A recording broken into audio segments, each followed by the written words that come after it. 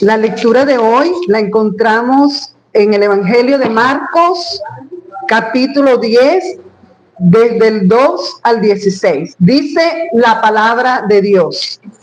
Unos fariseos se acercaron a él para ponerle una trampa y le preguntaron: ¿puede un hombre divorciarse de su esposa?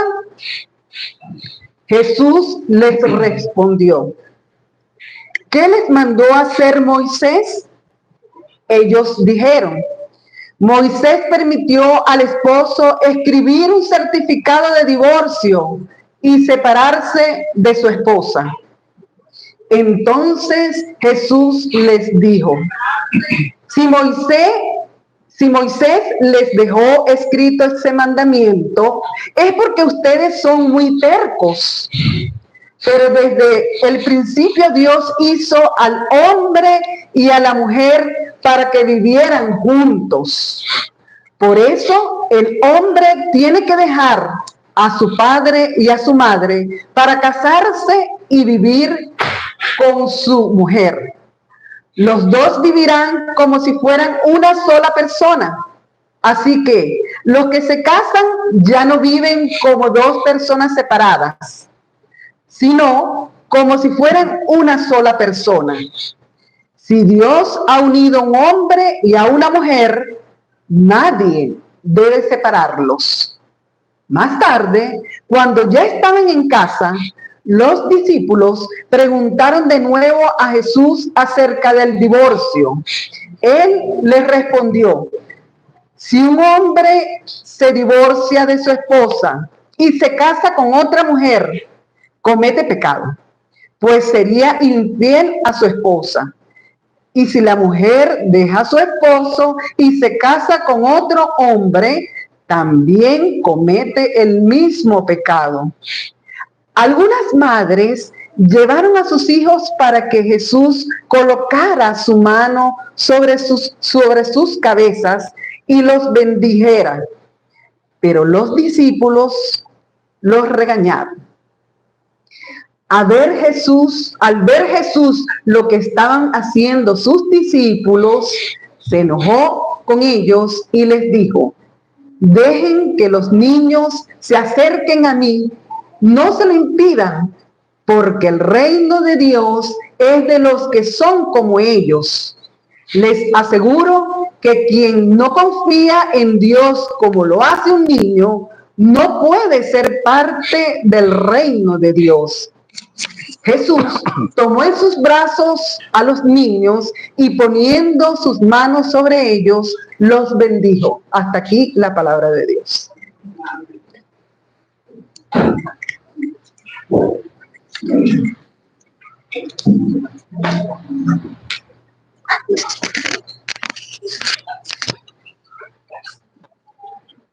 Les invito a concentrar nuestra atención en la reflexión de la palabra de Dios hoy, domingo.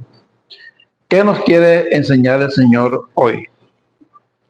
Ya nuestra liturgista mencionó que es el Día Mundial de Comunión. No sé si tengamos allí la imagen que había provisto sobre este tema, sobre el Día Mundial de Comunión. ¿Sí está? Muy bien.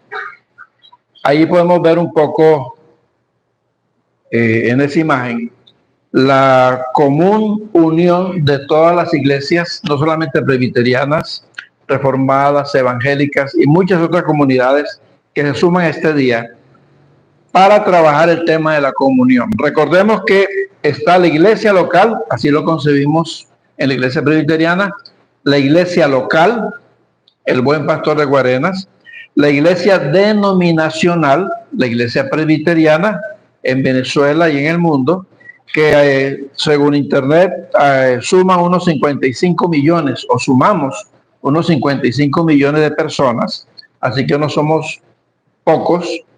Y está la iglesia universal, que suman alrededor de 2.400.000 personas. Todo un ejército. Siempre me cuestiono, si tenemos tantos cristianos, ¿por qué el mundo anda tan mal? Es posible que no estemos cumpliendo cabalmente con nuestra misión. También hablamos hace poco del Día de la Biblia y estamos en el mes de la Reforma. El mes de la Reforma, recordando como parte de esa gran comunión ese movimiento religioso, cultural, que termina siendo ideológico, político, social, que parte o divide la historia en dos. También tenemos como trasfondo el inicio de las clases de los niños y de los juveniles. Así que voy a pedir que estén pendientes para que me recuerden al final del culto de una oración especial por los estudiantes que estén aquí esta mañana. Nuestra realidad nos dice que sigue existiendo el desprecio a la vida, como muestra de lo que está pasando en Palestina, el desprecio de lo que está pasando en muchos otros frentes de guerra, donde ni siquiera las leyes internacionales que dicen hay que respetar la vida de los civiles, no, eso no importa. Lo que importa es el poder y el acaparar y el tener. El desprecio a la mujer sigue dándose todavía. Sí, los feminicidios, pareciera que fuera una moda, lamentablemente se mantienen en todo el mundo los feminicidios.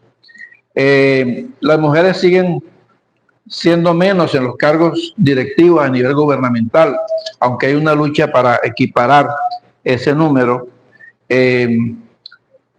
Los sueldos en un mismo cargo, por lo general a una mujer le van a pagar menos que a un hombre.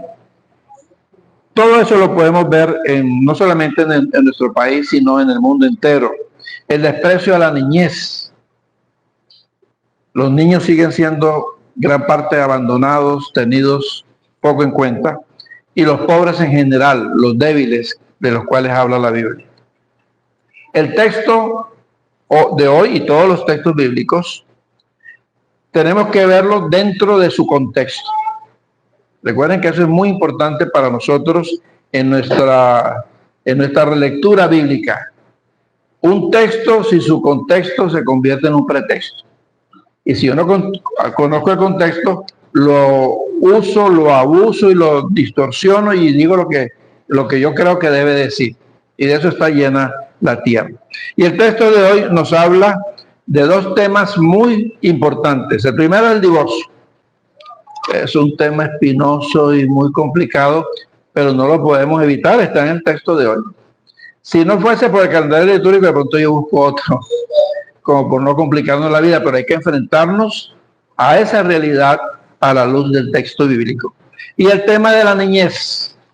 Vamos a ver qué nos dice la Biblia sobre lo siguiente. También como parte del contexto debo mencionar que tanto en la época antigua, en la época de Jesús y en la nuestra, sigue existiendo el fanatismo. Muchas de las posiciones que llamamos en nombre de Dios son más fanáticas de los seres humanos que del mismo Dios. El machismo. Algunos todavía consideran, yo escuché una conferencia de una lideresa cristiana que decía, si su marido dice que esa pared es roja y punto. Bueno, ¿y dónde queda la capacidad de raciocinio de las mujeres? O la mujer que hay en público. Hay iglesias que le prohíben a las mujeres hablar en público, y mucho menos dirigir y mucho menos predicar. El patriarcalismo. Es la sociedad que se basa en que el padre es la cabeza principal y por lo tanto todo gira alrededor de él y la mujer queda en un segundo plano. Y así sigue sucediendo, como ya mencioné, de los niños, los extranjeros, los huérfanos, los pobres. Veamos entonces el primer texto de este pasaje, que está relacionado con el divorcio, pero más complicado que el divorcio son las segundas nupcias. Casi nadie discute, bueno, si se va a divorciar, divorcio, si el problema son las segundas nupcias. Jesús es tentado por los fariseos, es decir, le ponen una trampa, y aquí la palabra tentación está muy relacionada con la que se usa en las tentaciones de Jesús en el desierto. Tentación, algo malo, algo que tiene trampa, algo que tiene engaño. Y Jesús es sometido a una trampa. ¿Por qué? Porque había dos formas de entender el divorcio y el nuevo matrimonio. Había un grupo de judíos religiosos que decían, sí se puede divorciar y sí se puede volver a casar. Había otro grupo que decía, no, ni se divorcie. Si su marido le engaña, aguante. Si llega borracho, aguántelo. La ley del aguante, dicen algunos. Entonces habían dos grupos y ponen a Jesús el tema. ¿Por qué? Para ver con cuál queda mal y a ver delante de qué grupo lo indispone. La respuesta de Jesús yo la veo de la siguiente manera. En primer lugar, nos lleva al original, al Génesis. Al Génesis. Dice que Dios creó al hombre y a la mujer a su imagen y semejanza los creó. Claro, otros prefieren la segunda versión, que es la de una costilla y es una copia del hombre. No. Dios creó al hombre y a la mujer en igual condición de dignidad, a su imagen y semejanza. Y dice Dios que todo era bueno. Tan bueno el hombre como la mujer. Sí. En segundo lugar, habla de una unión permanente. Claro, en el Génesis, en el paraíso, imagínense que en el paraíso no estaba concebida la muerte. Se fue creado el hombre y la mujer para vivir eternamente en el paraíso. Pero, esa palabra pero es importante, por causa del pecado y la desobediencia entró la muerte, el castigo y también un plan de salvación. Y dentro de ese paraíso, Dios crea al hombre y a la mujer para que estén eternamente unidos. Ese es el primer punto bíblico, teológico ahí. Volvemos a la palabra pero. Pero, ¿qué dice Jesús? Por causa de la dureza de corazón, por causa de la terquedad del ser humano, por causa de ese concepto machista y patriarcal, entonces Moisés, no Dios, sino Moisés, leyendo su contexto, dice, aunque el Génesis dice esto, tenemos un problema social tan grave que les dio permiso para divorciarse. Ve, ya estamos en un segundo contexto. Entonces Moisés se equivocó, pero nadie le echa la culpa a Moisés, porque es el gran patriarca, ¿verdad? En el Génesis ya era un contexto. Aquí en Deuteronomio, como lo vamos a leer, voy a pedir que alguno me ayude a buscar el pasaje de Deuteronomio. Deuteronomio 24, del versículo 1 al 4. Si un hombre toma a una mujer y se casa con ella, pero después resulta que no le gusta por haber encontrado en ella algo indecente, le dará por escrito un certificado de divorcio y la despedirá de su casa. Ella, después que haya abandonado la casa, podrá casarse con otro. Pero si su segundo marido también llega a despreciarla y le entrega un certificado de divorcio, despidiéndola de su casa, o si este segundo marido se muere, entonces el que fue su primer marido no podrá volver a casarse con ella debido al estado de impureza en que ella se encuentra. Esto sería un acto repugnante para el Señor, y ustedes no deben deshonrar el país que el Señor su Dios les da en propiedad. Si un hombre toma una mujer, el hombre, si no está contento, le da carta de divorcio. Allí ya podemos ver una expresión machista y patriarcalista. ¿Quién toma a la mujer? El hombre. ¿Quién le da la carta de divorcio? El hombre. ¿Sí? Porque la mujer era vista como una propiedad sin derechos legales. Y dice el pasaje, si usted lo va a leer después con calma, que los dos podrían volverse a casar. ¿Sí lo dice? Revisan. Dice Moisés, en este caso, el texto a que hacemos referencia, dice, el hombre toma a la mujer y le da carta de divorcio, los dos podían volverse a casar. Eso casi nunca se lee cuando hablamos del tema del divorcio. Encontramos entonces el contexto del Génesis, el contexto de este pasaje de Deuteronomio, y vemos a Jesús en otro contexto tocando el mismo tema. Todos los seres humanos estamos propensos a equivocarnos, pero también estamos propensos o dispuestos a rehacer la vida. Tenemos el derecho de reorganizar la vida. Y si el propósito de Dios es la felicidad, pregunto, si puedo equivocarme y tengo el derecho a rehacer mi vida, ¿será que debo o puedo volverme a casar? Esa es la pregunta. Hay un concepto posterior o posteriores. Por ejemplo, hay un texto que dice, hasta que la muerte los separe. Yo me pregunto, eso no está en el original, ni está en Génesis, ni está en Deuteronomio. Son conceptos que se van agregando posteriormente de acuerdo al contexto. Pero claro, al estar en la Biblia decimos, eso es palabra de Dios y no tiene movilidad de ahí. Cuando he tenido matrimonio, yo prefiero decirles hasta que la muerte del amor los separe. Porque la razón principal de un matrimonio es el amor. Si se murió el amor, dígame usted para qué vale la pena. Yo prefiero pensar hasta que la muerte del amor los separe. Entonces viene la voluntad de Dios, vienen enseñanzas contextualizadas de acuerdo al momento, y muchas de esas son palabras humanas. Recuerden que yo les he hablado de la diferencia entre la palabra de Dios y la palabra humana. Ahora bien, hay otra frase que dice que lo que Dios unió no lo separa el hombre. ¿Cuál hombre? El marido debe ser. Porque en esa época, si la mujer era infiel, dele carta de divorcio. Bueno, es una causa mayor. Pero si a la mujer se le quemaba la comida, también divórciese. Si salió sin permiso, divórciese. O si el hombre decía, mire, ya esto no la quiero, vi otra más bonita, divórciese. Quien era el ejecutante del divorcio era el hombre. Es una forma de entenderlo. Lo que Dios unió, la pregunta es, ¿cómo sabemos si Dios lo unió o no?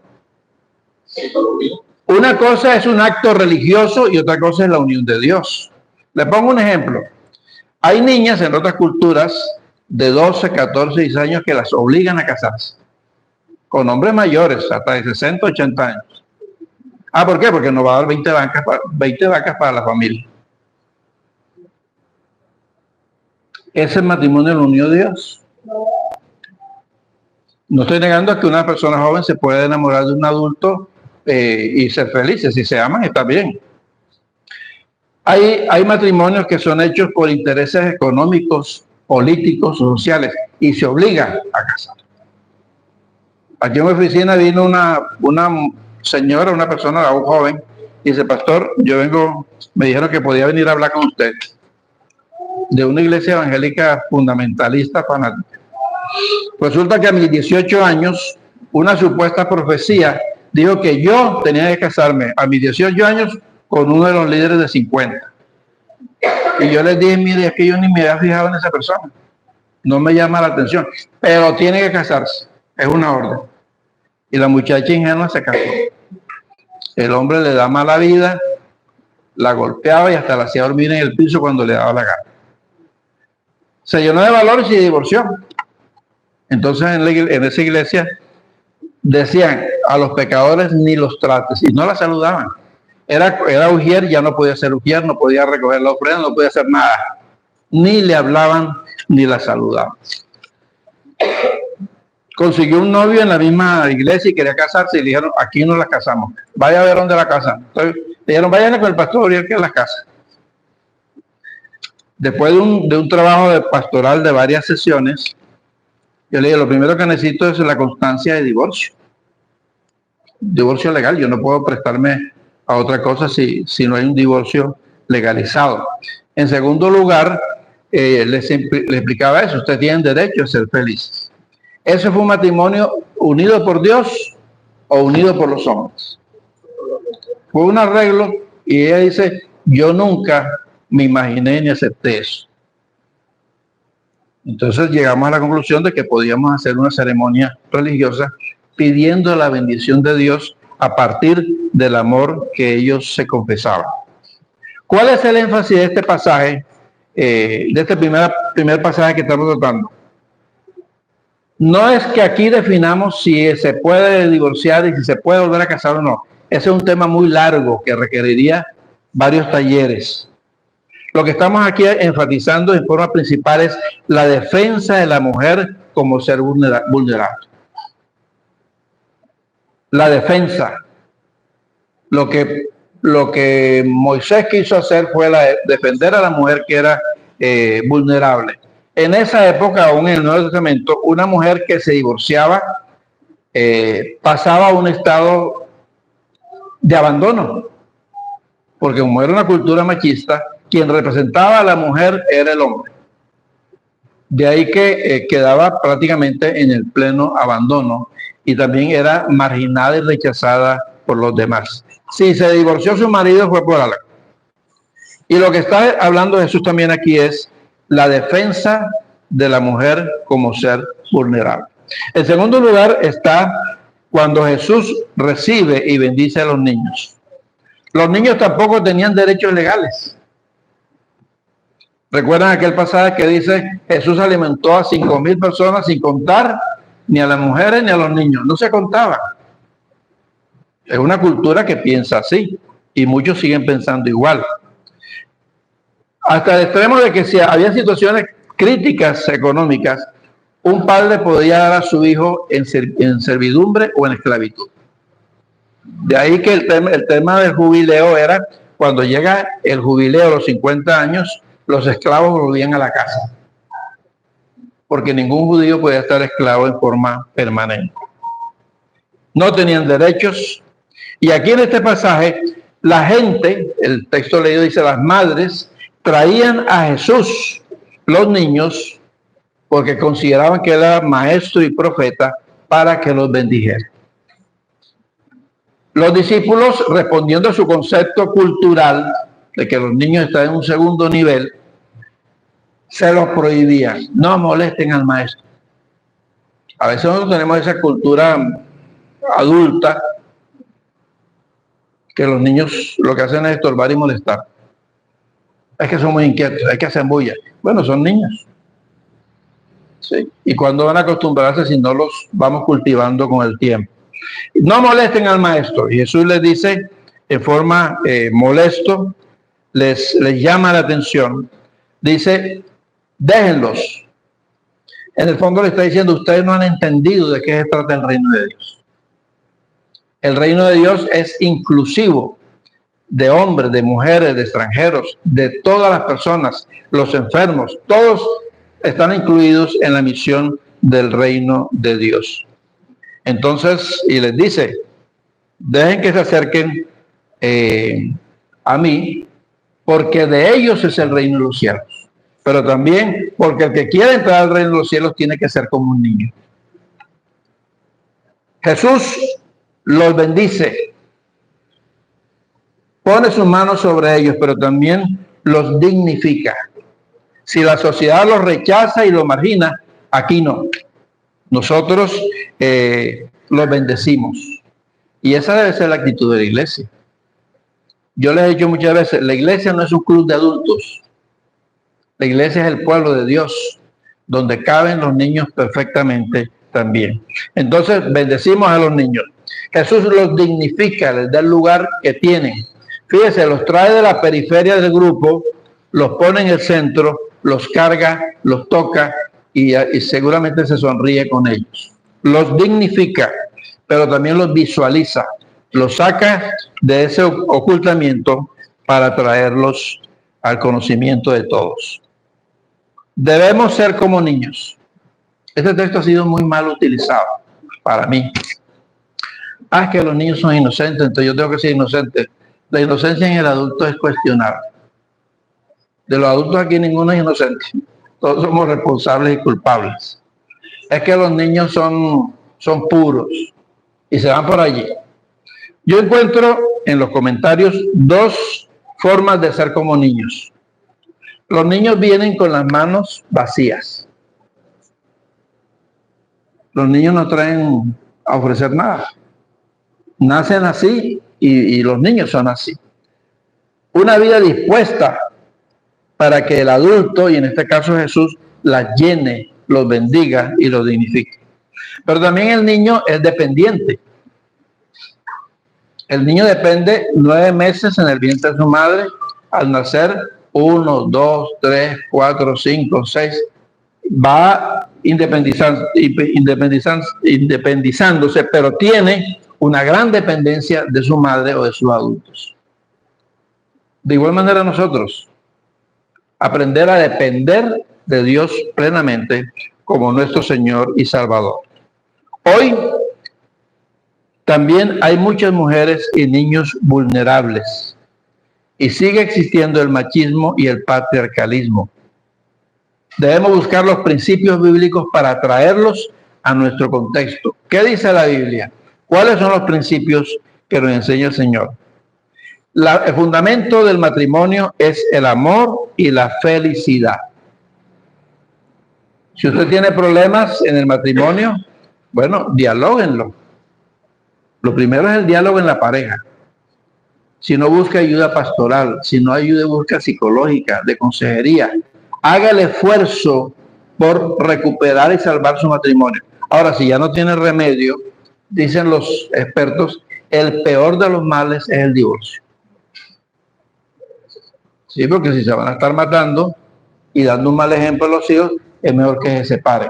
Siempre habrá consecuencias dolorosas, pero puede ser el menor de los males. Nosotros debemos también preocuparnos por la dignificación de la mujer y la dignificación de los niños. Y hoy el énfasis también final quiero centrarlo en cómo nos presentamos al Señor. Sin arrogancias, sin prepotencia, sin altivez, sin preconceptos,